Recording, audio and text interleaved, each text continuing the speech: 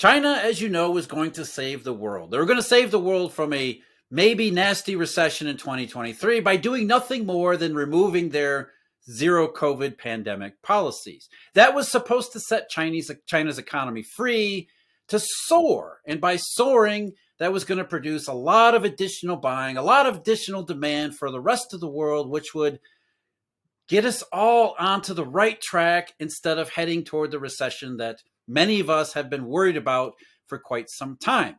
But as we're starting to realize, or many in the public are starting to realize, we kind of expected this all along. China reopening didn't do much of anything. It's not just that it's not going well, it may be going in the other direction. In fact, it seems more and more as if China's in as much trouble as it is getting out of trouble.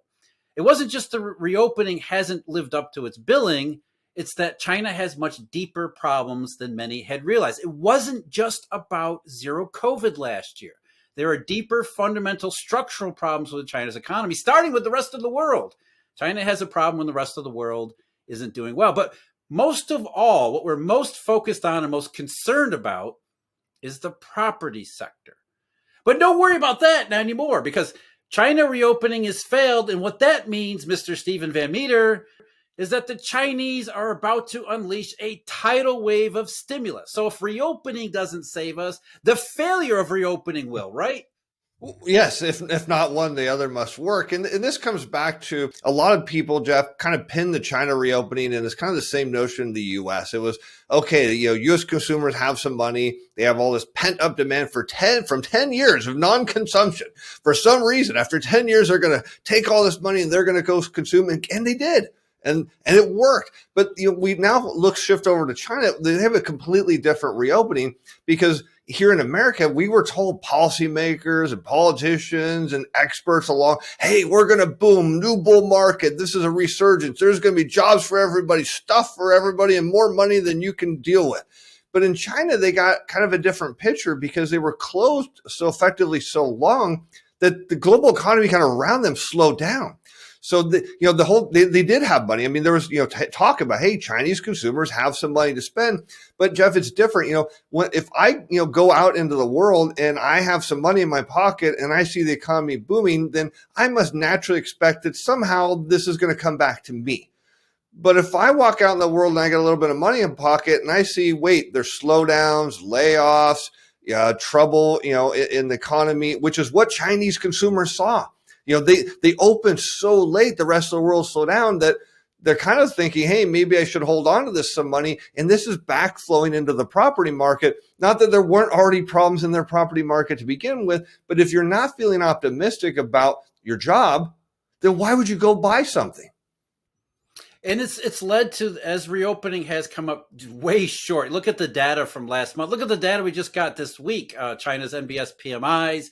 Manufacturing contracting again. The non-manufacturing PMI fell by more than 2 points. New orders fell below 50, non-manufacturing, which suggests, again, China reopening completely failed, and the Chinese economy is at more risk of falling into the recession that we're already in. But as we said, there's hope is on the way, because Beijing is going to respond, at least according to mainstream conventional wisdom, which says they're going to bail out the property sector, because they have to bail out the property sector.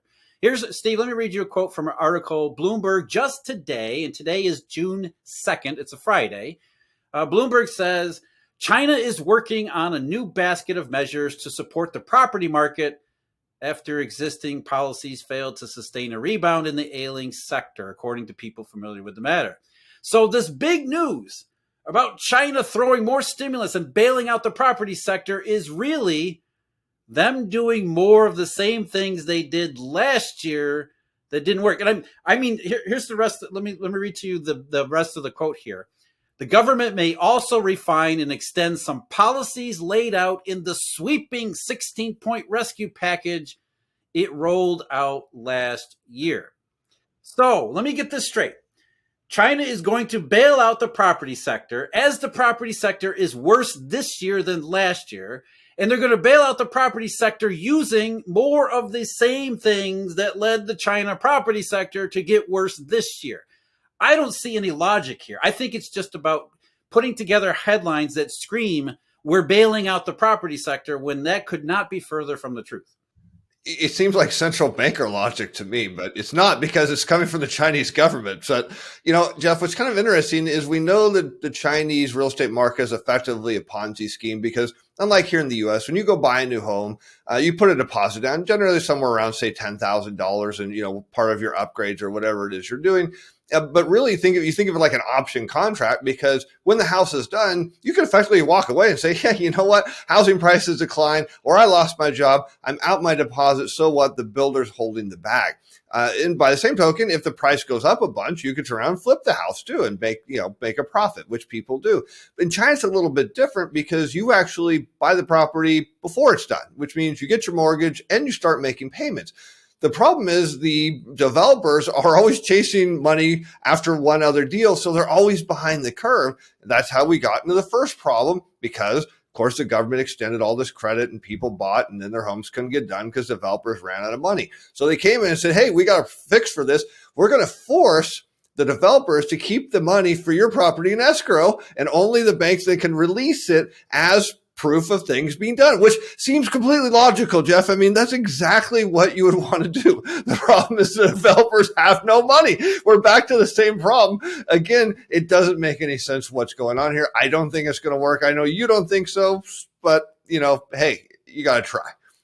I think it's really a big part, the structural problems here that go deeper than the property market. But starting with the property market is the Chinese realize that, as you just said, in many respects, it's a Ponzi scheme.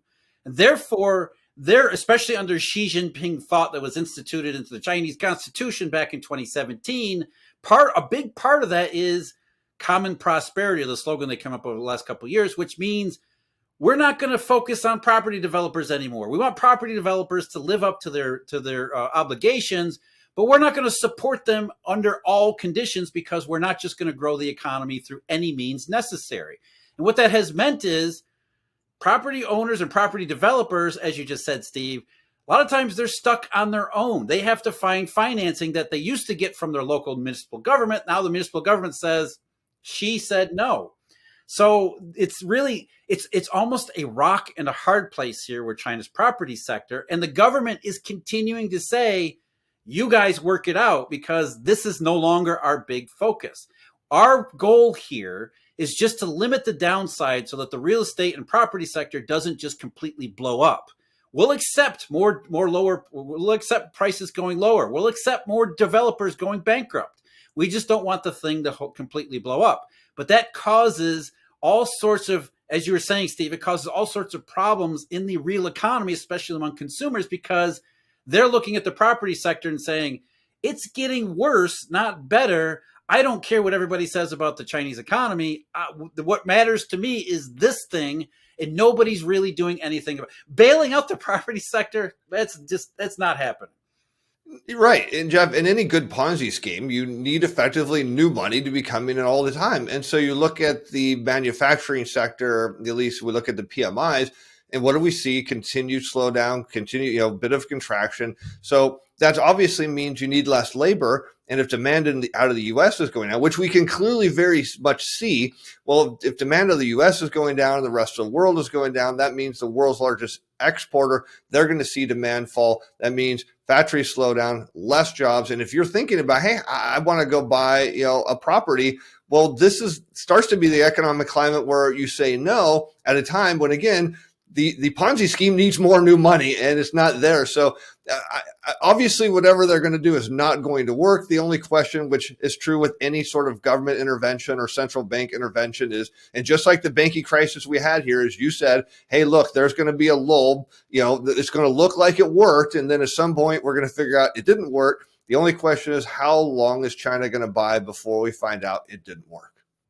Yeah, this is not just a China problem, is it? There's a real estate problem that spans the rest of the world, including a big one here in the United States that everybody knows about, yet hardly anybody wants to talk about. It's almost as if, just like you said, Steve, we're almost hoping that the banking crisis is just magically fixed through the Fed's magic new tools, when we can all see that there's a massive, huge problem inside these especially the regional banks, but it's not just U.S. regional banks; it's banks around the rest of the world. But focusing specifically on these U.S. banks, and it's not underwater U.S. treasuries.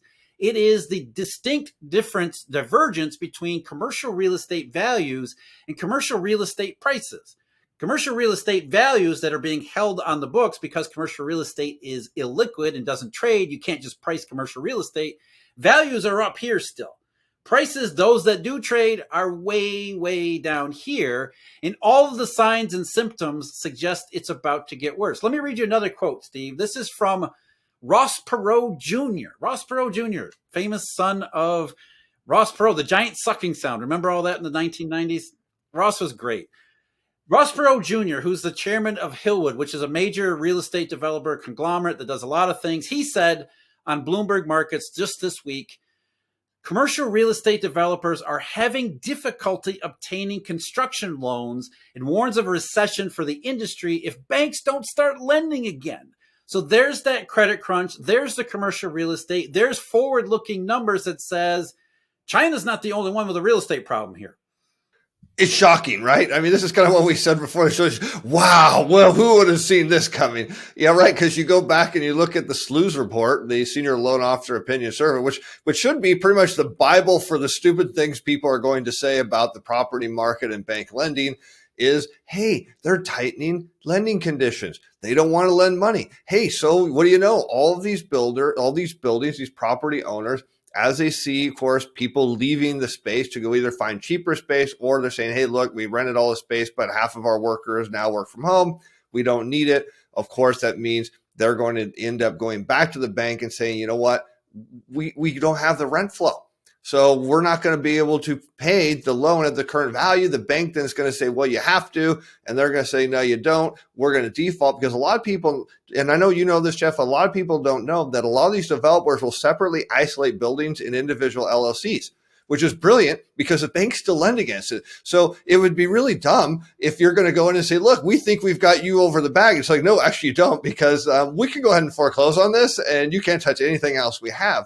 So it's going to force the banks into a write-down position, which they just don't have the ability to do. I mean, there's just no margin for error in the banking system. We know a lot of these small and mid-sized regional banks do a lot of commercial real estate loans. In fact, I think it was Jamie Dimon this week, or maybe it was last week, made a comment. He's like, I think there's going to be problems for some of the banks in commercial real estate market. And you go look at the large banks, what they hold versus the small and mid-sized banks, it's like double. They hold, like, the small banks hold double. And I think he was kind of jabbing like, yeah, we don't really care. I mean, we got so much cash here. It doesn't matter. But you guys over there, you're screwed.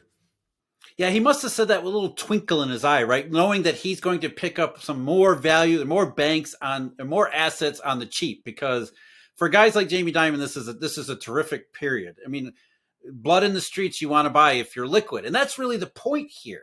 The banks are saying, as Mr. Perot Jr. was saying, banks aren't liquid, and when you're not liquid, the last thing you're going to be doing is lending out on risky activities that are getting more risky by the day, by the hour. So of course they're not lending. Not only they're not lending, they're sitting there sweating bullets that hopefully the property sector somehow magically finds an equilibrium and prices stop falling for who knows what reason. Maybe Beijing is going to bail out the U.S. commercial real estate sector too. I wouldn't be surprised if we get a rumor about a government bailout for commercial real estate pretty soon. But we know what's going on here is the pro-cyclicality of a liquidity problem that becomes a credit problem, that becomes a liquidity problem, becomes a credit problem, becomes an economy problem. We've got all of these deflationary symptoms that are they're just not public. They're just not out in the public yet. But as I said, we're all talking about it. We all know what's happening. And there was another one. I'll give you another one. There was a tweet from Elon Musk just a couple days ago, this week too, where he just said commercial real estate is melting down fast. Home volumes are next. And that was in response to a tweet that said, LA office towers are selling for less than the amount of debt on them. This is true for San Francisco too and other big cities. And that was in response to a tweet that said, LA's office towers have on average $230 in debt per foot. The only building to sell this year went for $154. That's a lot of water. LA's biggest landlord, a Canadian giant, Brookfield, which means this is global, has defaulted on more than $1 billion of loans this year. So we're all talking about real estate, China, the United States, we're talking about banks, but yet right now everybody thinks the economy is good, everything's fine, everything's just hanging in there, when it's like the Titanic has already hit the iceberg and you can hear the water rushing in, but everybody still thinks, let's just have a couple cocktails out on the deck. Yeah, that's right, Jeff. Because when you get today's non-farm payroll report, why would you think anything is wrong? But I want to go back to this bank thing for a moment, because one of the things that I think is important for people to understand is, why are banks tightening lending standards? Well, go look at the yield curve. It's inverted. If you look at the fact that you see every time the curve starts to invert or gets close to inversion, banks tighten lending standards. It makes perfect sense. And then at the same time, we're going to see commercial real estate prices fall. And then I'm going to make a prediction here on your show right now. This is a bold prediction. Jamie Dimon, JP Morgan's going to come in and swoop up a whole bunch of these banks. And then when he runs for president, he's going to say, look, I saved the banking system, elect me. You heard it here first. He's not just going to pick up the banks on the cheap, though. Remember, he has to wait for the government to give him a bunch of guarantees. That's his modus operandi. It's same thing with Bear Stearns. Bear Stearns was funded in large part by the Fed. JP Morgan scooped them up, made a big fuss about it back then, too. He should have run for president in 2008, I guess, right? But you're right. I mean, the banking crisis, we're way past any of those short-term fixes. We're into the point where banks have been forced to confront all the mistakes that they've made over the past few years, only starting with commercial real estate. Remember, the Fed's financial stability report said commercial real estate was about $1.5 trillion on the books of U.S. regional banks. I think that probably understates the problem, because there are other classes of loans and credit that are sort of attached to it. But either way, it doesn't matter. Banks are already confronting their mistakes and saying, we need to get ahead of them before they make a Silicon Valley bank. And that means, as Ross Perot Jr. was saying, pro-cyclicality. Doesn't matter what the Fed does anymore. It doesn't matter. I don't think it matters really what the economy does from here, though the economy getting worse makes it worse for commercial real estate. I think banks are already in that mode where they're like, we expanded, we have to clean up. Now is the time for the janitor to come in and we got to hang on for dear life here if we get another kind of liquidity run, which means they have to clean up much faster, much farther. They do it with a blunt instrument rather than going through with a scalpel and making minimal changes. They're just going to start. We're just going to cut everything out of the balance sheet. Yeah, Jeff, like you said, this is a lot like the Titanic. It didn't sink all at once. It's very slow at first, and that's the economy. It just moves very slow, but it's very obvious where it's headed right now. And I think that's kind of the big concern that we're facing, is once this thing does turn down and the manufacturing sector is validating that this is all indeed coming. The problem is the only answer, and I'm not suggesting to anyone that this will work, but the Fed's going to go to zero. The entire curve's going to come smashing down. It's not going to fix it because it's too little too late, and it wasn't the problem that caused us all. But that's what's going to happen. And when it doesn't work, who knows what the Fed will come up, but I'm sure they'll figure out something, and probably won't work either. Oh, boy, what a mess. Well, maybe when Jamie Dimon's president, he can fix everything. I'm not holding my breath on that one. And on that note, we'll end this week. Thank you very much for that image, Steve. We'll talk to you again next week. Thanks, Jeff.